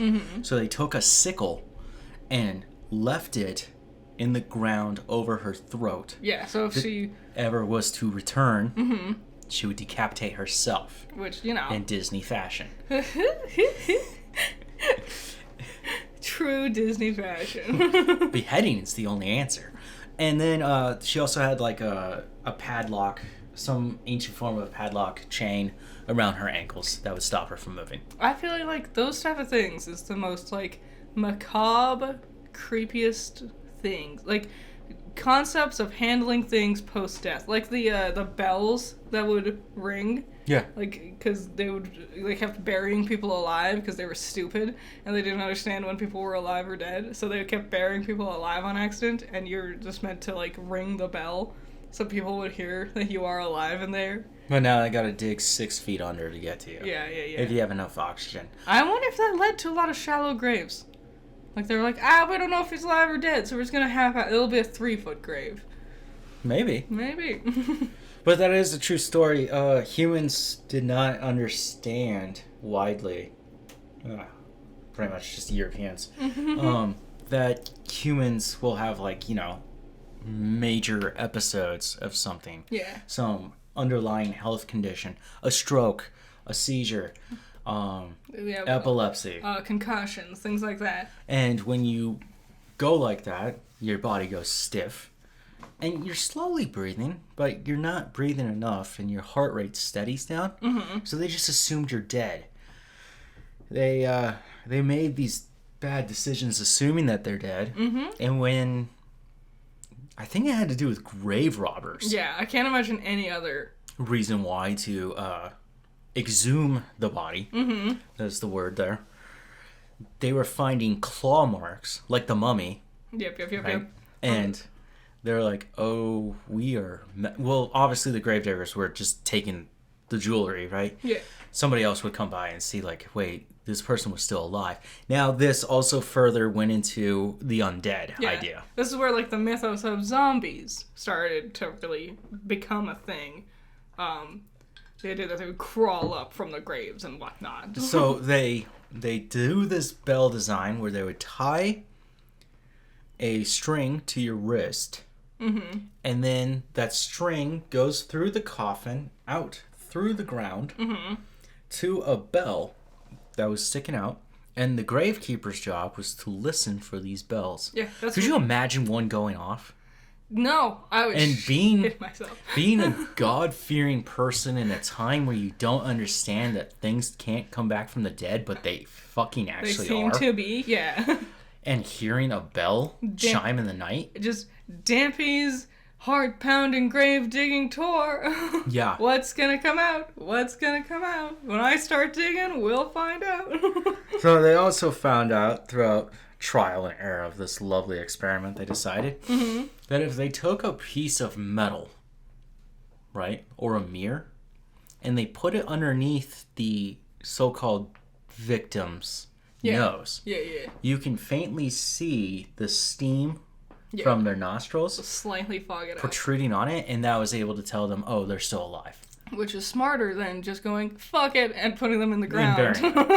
So, it was a sad history of this. I just thought it was interesting that they unearthed another vampiric skeleton, is what they call it, in the world of anthropology. Yeah, I saw a picture of it, and I was like, wow, that's bananas. It's kind of cool to look at. Yes. It's a fascinating little, like, thumbprint of history. Yeah. And this was in Poland And a couple years ago, they found 17 of these in Poland. Yikes. So, I don't know. Maybe Shit Germany going had down an idea. in Poland. So, Rings of Power. We've been watching it. And, everyone's right. It's just dog shit. It's super good. At that first episode, I was like, I'm not sure. And now this is the second episode, I was like, I'm getting it. And then now it's the third episode, and I'm like, yes, I am fully on board. I am totally invested. Every day, I'm just sitting here waiting for my fantasy worlds to come back to me. It's like I'm just waiting until Game of Thrones, and then I'm just waiting until there is Rings of Power, and then I'm just waiting back until we get back to Game, and just doing that.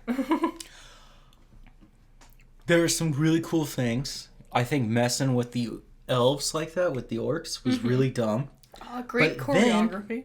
Yes. Amazing choreography. Then bringing in Adar, who I believe is Sauron, but I was reading something conflicting that this is some other guy. Yeah, I don't know. Might be. We're going to find out this week. And the Harfoots. I really enjoy the Harfoots. I love the Harfoots, But that was to be expected. They're just charming.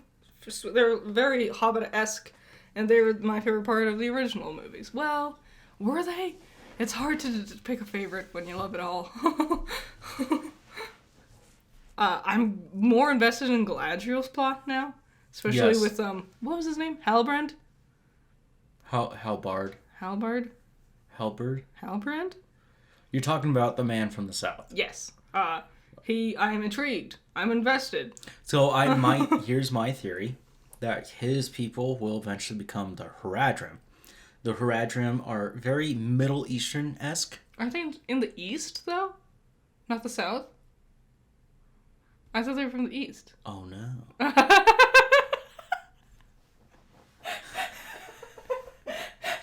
What have I done? I lied to myself and everyone else. The men of the South are pirates. That explains why he's in the sea. God, I'm so stupid. It was the... Oh no. It just dawned on you. I was trying to explain the Haradrim. Because I was right there with you, and then I was like, no, they're from the east, though.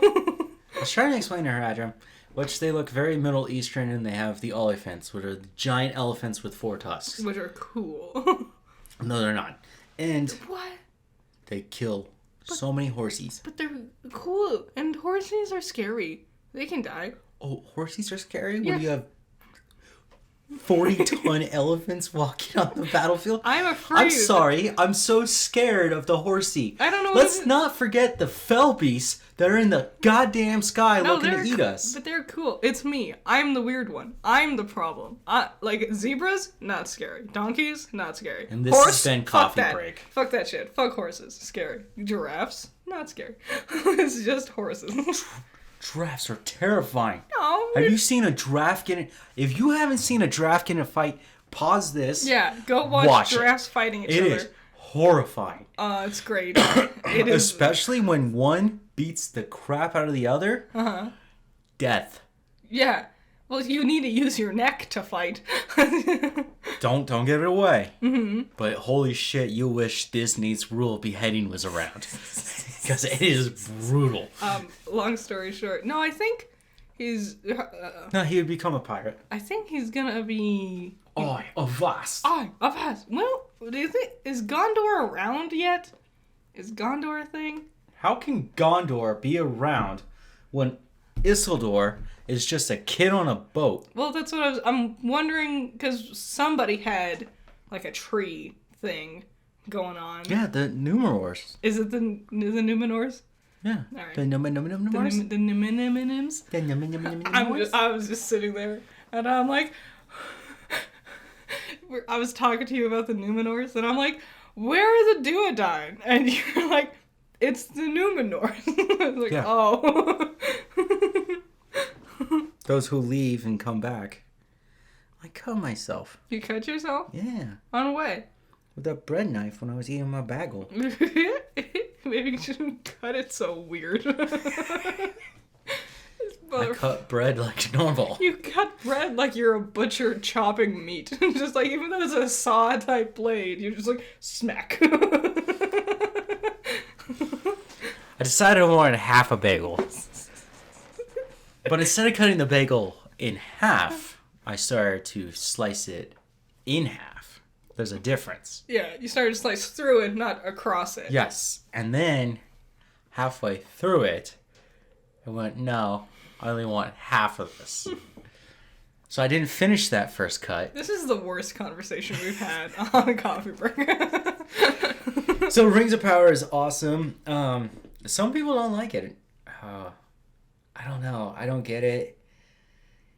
What's not to like, you know? It's so fun.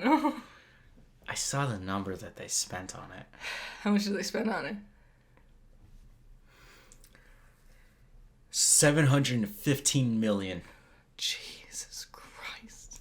And if I want to bring up how big this number is, this is a really stupid number. That's too big to conceptualize. Hold on. You're going to hear me clicking away right here, but I'm going to bring up something very important. It's going to be Star Wars Episode 9. This is considered one of the most expensive films ever made. Okay? We're clicking away at things. $275 million. Wow. What? This is one of the most expensive films ever made. Where's the budget going? I guess a lot of it is practical. And CGI. Well, but a lot and of you got some big name actors in there. True. Right? And you're bringing back some stuff. Anyways, this is the big finale. It's the last of the Skywalker. Oh, I was talking about, sorry, I meant Rings of Power. Oh, Rings of Power. Yeah. Mostly, a lot of it's practical. Just like environments, you can tell, are CG. Which I think is cool, especially for the orcs. I like their outfits. They're like pre-age outfits. So that's $275 million for a 2.5 hour film. Do they expect to break even? Can they? Can anyone? I don't think Daddy Bezos gives a fuck. No, I'm. It's not actually a joke. I really don't think he cares. I think he's just like, hey, Lord of the Rings is now mine. True. I'm enjoying it. So fuck it. I like it. I like the casting. Mm-hmm. It's sad we found out there's a lot more racists than we thought. Fuck those racists. They're also attacking House of the Dragon, which is funny because House of the Dragon has the worst CGI I've seen in a long time. It's got pretty bad CGI. I will forgive it after watching Morbius. So, God, Morbius looks ugly. We didn't watch She-Hulk. No. We haven't watched Rick and Morty. No. We haven't watched House of Dragon's new 4th episode. Nope. We're behind a little. We're behind. Well, it was football. We were watching football. So football began. It's a very disappointing first week. You already look defeated. My team just got mauled. You were so excited, too. You talked about it all day, the whole week leading up to it, and then you made it 2 minutes in, and you gave up. I just watched everyone fail. Yeah. It's a bad team. I'm not gonna lie. Is it time for Box Office Trolls? It's Box Office Trolls. Woo! What's happening this week? Anything? Probably not. Did any new stuff come out? So, unlike last week, we got another upset. Yeah? The biggest upset in TOC history. What? Okay. Barbarian, which is a horror film about a person who has an Airbnb and the place doesn't turn out to be the way they want it. Why is it called Barbarian? I don't know, because they thought it was edgy. This is number 1? This is number 1, coming at $10.5 million. I've never heard of this. By 20th Century Studios, which is Disney. Alright. Number 2. Do you want to say that? I can't read it. Brahmastra? Brahmastra Part 1, Shiva. What is this? It is a Bollywood film. It made $4.5 million. There's a huge study. It's not even a study. It's just gigantic drop from the 10.5 that Barbarian brought in. These are two... I've never heard of these. Now, this movie is a Disney movie. How? What? We have a whole ass podcast where our job is to, like, look up what's coming. This is not an animated film. This is a live action fantasy film for Bollywood. Alright, sure. Number 3, Bullet Train. Number 4, Top Gun Maverick. Wow, How the Mighty Have Fallen. Number 5, The Invitation. Sorry. How the Not As Mighty Have Fallen Further. Number 6, DC League of Super Pets. Okay. Number 7, Life Mark. What is Life Mark? I don't know. All this new shit that I just don't know what they are.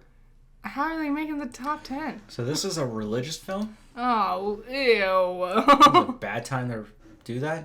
Number 8, Beast. Oh. Number 9, Minions: Rise of Gru. This movie's still on here? Yep. Damn. Number 10, Spider-Man: No Way Home. Oh yeah, they re-released it, huh? So because it's a re-release, it's made $8.5 million so far. Jesus. That's a lot. Do you see how everything that's not new is just negative? Yes. Everything. Even if you go past the top 10, every single thing is in the negative. Number 11 is Crawdads. Number 12 is Thor. They're still showing Thor in theaters when you can watch it. 13 is Nope. Number 14 is Medieval. We don't need to keep going down the whole list. Number 15 is Jaws. Okay. Number 16 is Jurassic World Dominion's still on there. Everything's just Elvis is still on there, which you can watch on HBO. A lot of red numbers. What's the last one? 62, Bloom Up. Never even heard of it. Did it make $52? Is that what I'm reading? Oh, God. For a total of $3,048. I want to watch this movie. For 5 weeks? It's been in theaters for 5 weeks. I've never heard of this. Hermes and Betta are middle-aged Italian couple who run the neighborhood pet store by day and organize extravagant sexual encounters with multiple partners by night. What? I'm gonna change. Oh, and it's a documentary. What? No, it's... Dude, I gotta watch this now. My God, that took so many turns. Literally every single plot point in there I was not expecting. Italian, old couple, pet shop, sexual encounters. In release, 31 days, 4 weeks. So it's been out for a month. Wow. So that's box office trolls. Everything is just being wacky and nuts. What are we waiting for? Halloween, I think? I guess. Halloween Ends? Is that what it's called? Yes. It's another Halloween movie, which it blows me away because they just had one, and it feels like it was like 2 months ago. But okay, so Halloween, the remake, the remake. There's been a few remakes. My favorite's the Rob Zombie one, but that one's really dark. I don't think I've seen it, honestly. I don't like Rob Zombie much. He's fine. You don't like his movies? No, I haven't seen most of them. You know what? I don't think you would like them. I typically watch them alone, away from other people, because they are ultra violent and really kind of aggressive. I don't like his music too much anymore. I like me a good old like thinker, like a thriller. Yeah, then you're not gonna like his stuff. Yeah. Anyways, Halloween came out 2018, 2017. I remember people were talking about it when Resident Evil 2 remake came around. Wow, that recent? Yes. Wow. It was written by Danny McBride, by the way. What? Yeah. Has there been a new Halloween movie every year since then? No, so the pandemic got in the way. The plan was to do a trilogy, right? And Danny's writing all 3 of them. He's got a buddy to help him. Mm-hmm. And the pandemic hit. They also were like, well, if we're gonna do 2 and 3, we'll film them back to back. That didn't work out, so they had to make Halloween Kills, right? We talked about Halloween Kills a year ago because it had a very special song with it. Danny McBride? That's just so weird. I know, it's really out of character I'm just for him. thinking of But apparently he's actually a hardcore fan. Nice. Well, good for him. I like Danny. Halloween Ends is the finale. Okay. Well, all right. They were not able to film them back to back.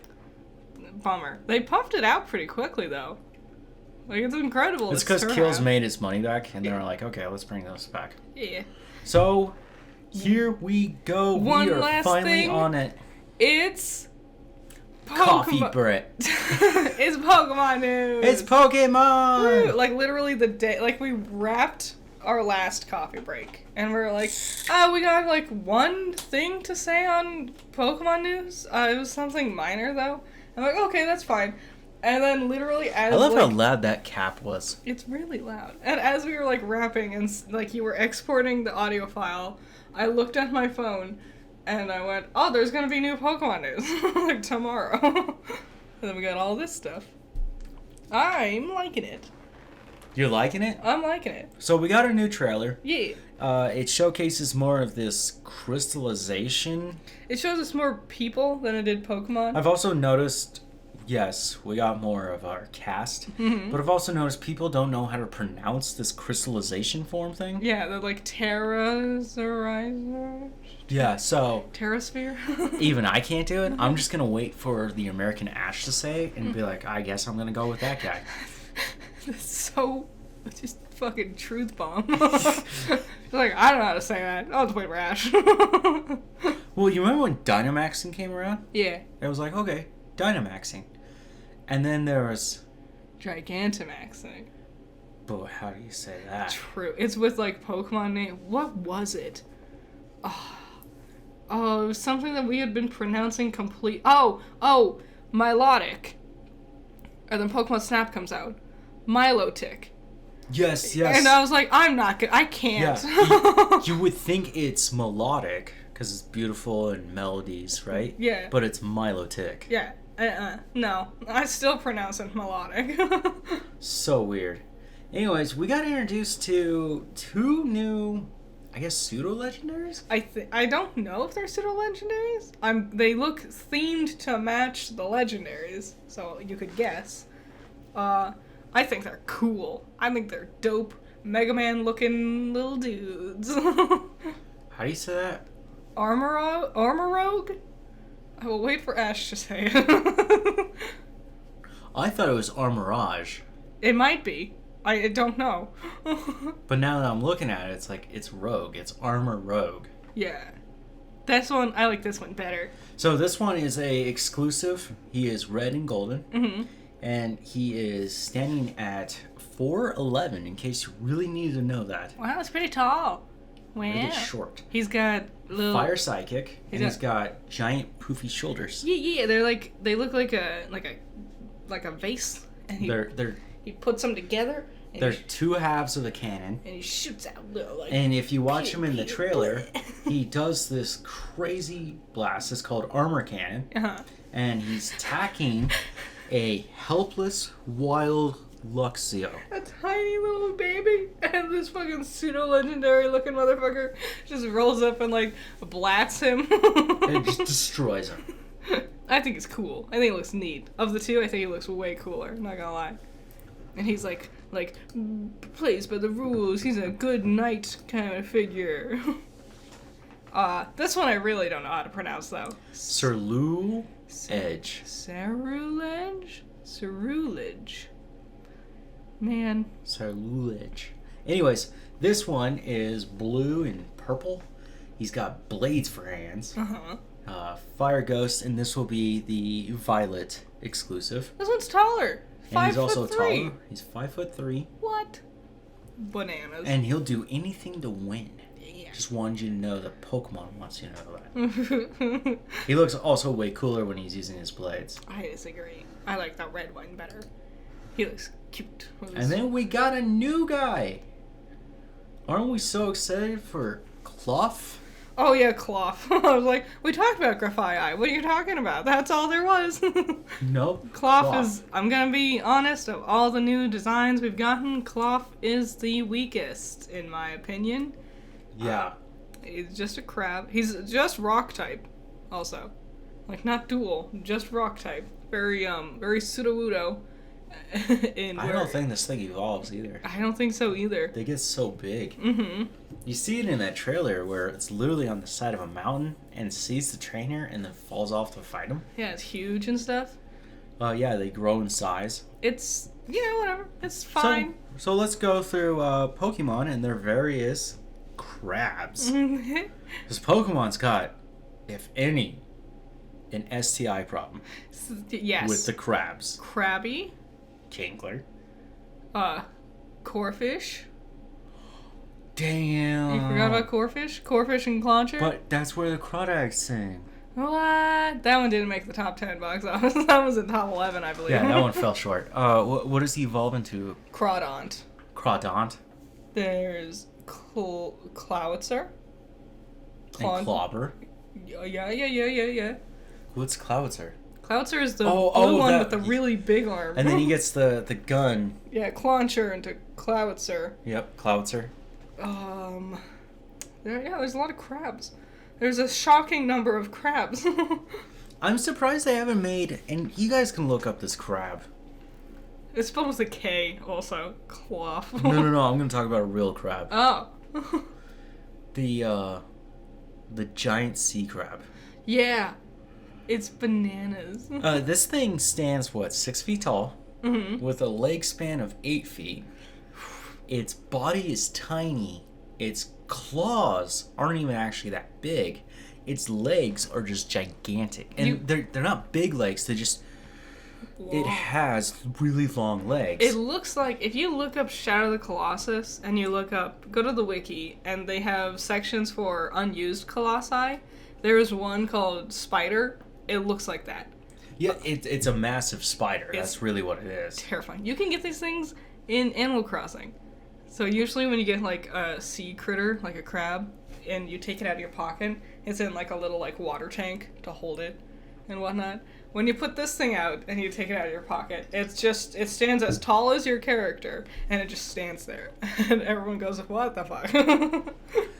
The thing that I'm talking about, this actual creature, you can find footage or pictures of it where, of course, they find in the Sea of Japan. They find a lot of weird things out there. Yeah. God, there are some really crazy fish that I just don't like looking at, but somehow they found them. Just the ocean. The ocean of monsters. There's ancient creatures there. I love being landlocked. Yes.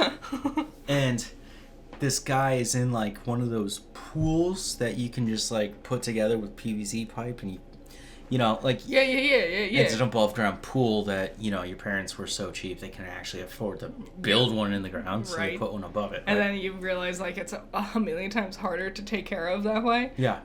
And so this Japanese guy is in his swimsuit, like in a full wetsuit with it, and it's towering over him in the pool. No, I'm good. I can't believe that he's like in the water with it. And the thing's so big, it's actually sticking out of the water. Gives me just the heebie-jeebies just thinking about it. You know what the scariest one I ever saw was?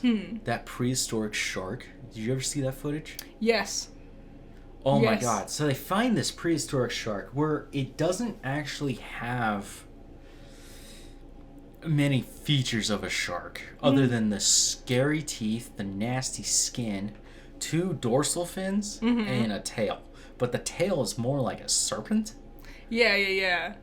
And they throw it in a pool, and they're just kind of observing it, because these were supposed to be extinct. And this is the last one they ever found. And it died.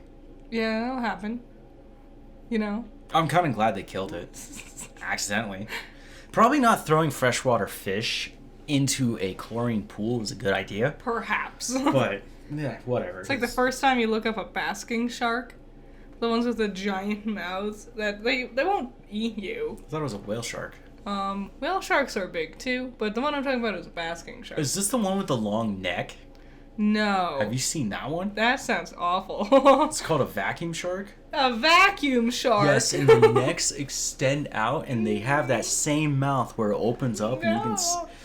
And guess what? Harmless to humans. Did we talk about on the podcast about that? We are on the podcast. No, did we talk about that one time, like a few weeks ago? You want to go super meta? Let's talk about the podcast while we're on the podcast. Like a few weeks ago, a blue whale accidentally like ate these two girls in their kayak.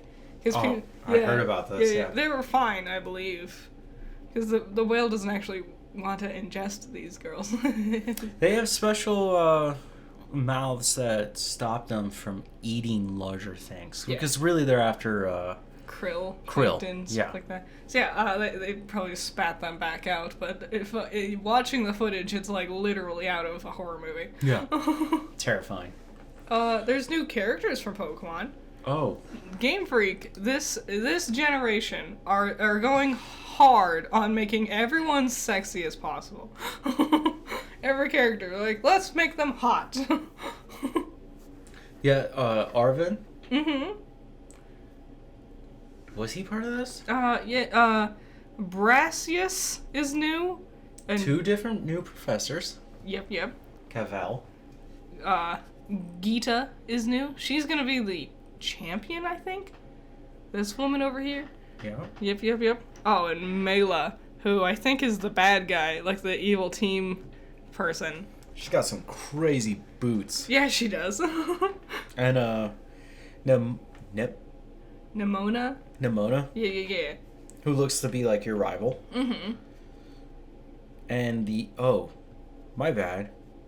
Cavell is not the professor, but there's 2 different versions of him. Yeah. And that they're Professors Sada and Toro. Yeah. Sada is the past and the professor for Scarlet, and Toro is the professor for the future and Violet. Yes. I'm excited to learn Spanish. With all the names and stuff. Because I know Sada is derived from the Spanish word for past, and Turo, future. And that's fun, and I'm just looking at all these names, and I'm like, I want to know more! It's like when Kalos came out, and it's like, I'm gonna learn French! And then I learned Papillon. No one else ever pronounces it correctly. They always say Papillon, or call it Vivillon. It's Vivian. Papillon, it's butterfly in French. Okay. Did we confirm that this is España? I don't. It's that area. I believe. I'm not going to steal this comedian's joke, but I found it to be a very funny joke. What was his name? I know immediately which joke you're saying. Can't remember. It's somewhere on Netflix. Anyways, his joke was Spain, the only country of all the countries to call themselves by a different fucking name. Yeah. Everyone else calls it Spain. Yeah. And they, España. Yeah, they like, yeah. He also had a joke about Korea. Yes. And the guy was like, I'm from South Korea. And he's like, well, that makes me suspicious because you could have just said Korean and we all would have known where you're from. But now that you've made it very specific. He was a good comedian. that came out a while ago. That was like pre-pandemic. Yeah. It might not even be on Netflix anymore for all I know. Sure it is. Probably. And that's everything. That's coffee break. That was our big old 2 I knew it was going to be 2 hours. Yep. So what's the future of coffee break as we stand here? Or sit, I guess. On the precipice of the future. We are going to take 2 weeks off. Coffee break needs a break. Doesn't mean that I'm not going to stop talking. Yeah.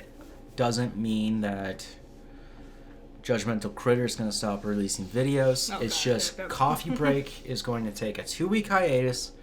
It's just to give us another break. To celebrate 50 episodes. Just to give us a little bit of time to just rest. You know? Honestly, just rest. Not have to do this for a while. Mm-hmm. It's not even because of you guys. It's not because of we don't like it. It's I need a holiday. Yeah. It's nice. And the holidays are coming, which means I don't get a holiday with coffee break. It's healthy to stop and take breaks. Mm-hmm. You know? It's not healthy to just keep pushing yourself through something when you're tired. And hopefully when coffee break returns after these 2 weeks, it will have changed slightly. Maybe. But for the better. I think it'll like a new boost of like excitement and adrenaline for it. Yeah. So, it's gonna be. Thanks for joining us with this adventure all the way up through and into this 50th episode. Yeah, and don't worry, we're coming back. Yeah. You can tweet at us. We're both on Twitter. Yep. Hop on the Tweeter totter. Actually, I was gonna say this. I think it's time for us to branch off into not just Twitter, but also doing Instagram. Oh, I don't know. I've never used Instagram. I don't know what that does. You just show off pictures and talk. I'm still trying to like wrap my head around the idea of like Discord. Okay. Well, if Discord is where you want to go ahead. I don't know. I'm just like, I'm comfortable in Twitter. I know how Twitter works. So, that was Coffee Break. If you guys have any questions, comment, or tweet us. Yep. We'll be back. Before you know it. I'm sure the Emmys have probably wrapped up. Yep, football's already wrapped up. Yep. So, there will be things. Well, I'm trying to post daily on Twitter. Oh, are you? I haven't been doing too well. The one thing is, actually Saturday I wanted to talk about Morbius, right? Mm-hmm. But then I was like, that might be too aggressive. Maybe. Because I was very upset with it. But other than that, thank you for listening. Mm-hmm. Tell your friends. Or don't. We'll see you in a few weeks. We'll see you in a few weeks. Unless you're from the future, then you can just jump right to that next episode. Yeah, I wonder what that's going to be like. I bet we'll be more energized. Probably. Bye. Bye.